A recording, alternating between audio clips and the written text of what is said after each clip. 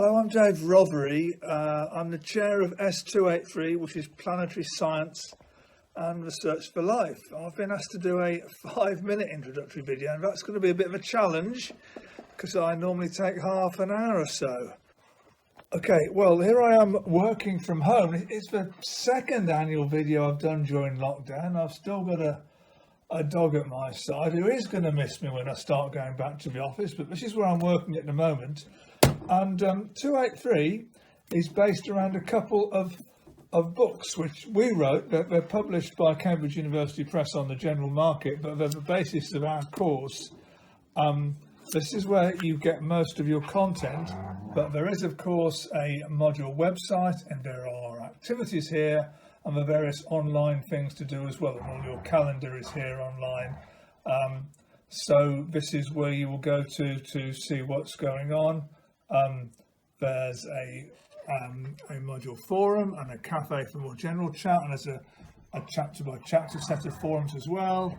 And there are news items about what our news, that we've got this Planets and Moons webcast, for example, and also what's in the national news. The most recent news we've drawn attention to here is the Winchcombe meteorite, which fell only about 40 miles west of where I live, and the OU was involved in helping collect the fragments, and then the Mars Perseverance landing, which was in February. So we keep you up to date with news as well. I'm recording this in early April 2021, and this is really an introduction for students who are starting the module in October 2021. So, 2 course books.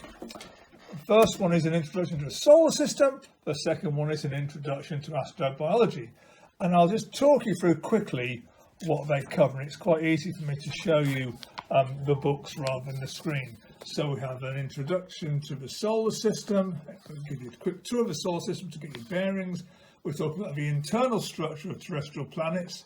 Now, if you like geology or remember your geology from S111, a lot of this will be familiar. We talk about volcanism on planets, and then we talk about planetary surface processes, largely cratering, because every planet with a solid surface has been cratered. But we talk about wind-blown processes as well to an extent, and what rivers do. Then we look at the atmospheres of terrestrial planets. Then we go on to the giant planets, Jupiter, Saturn, Uranus, Neptune, look at their interiors and their atmospheres. Then we look at minor bodies. This is where we talk about how orbits work, and we talk about asteroids and comets. Then the origin of the solar system, and meteorites and what they can tell us. It's a richly illustrated book.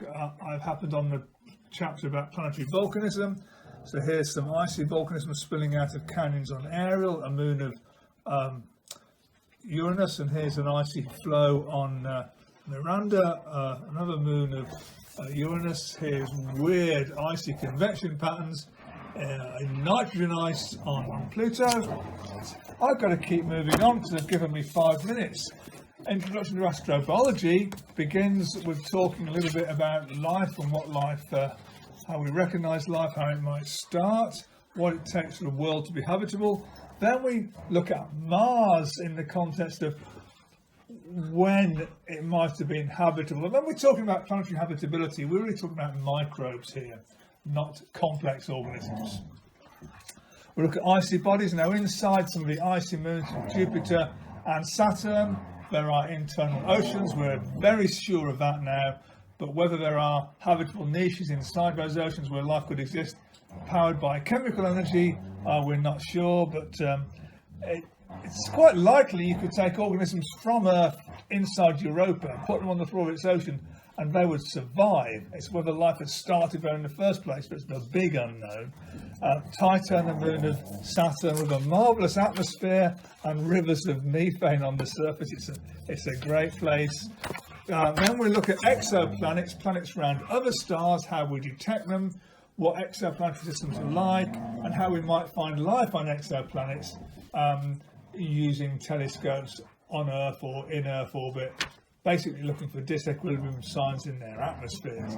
Then how we look for extraterrestrial intelligence. So it's quite a wide-ranging course. I can see my 5 minutes is almost up now, so I'll wind to a halt.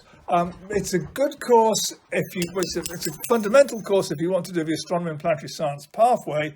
It also fits very nicely alongside geology if you're doing earth science courses, and of course the astrobiology element complements quite nicely if you're doing any life sciences. So it's a wide-ranging course. I do recommend it. Our students have fun, so do please come and join us if you think this kind of thing attracts you.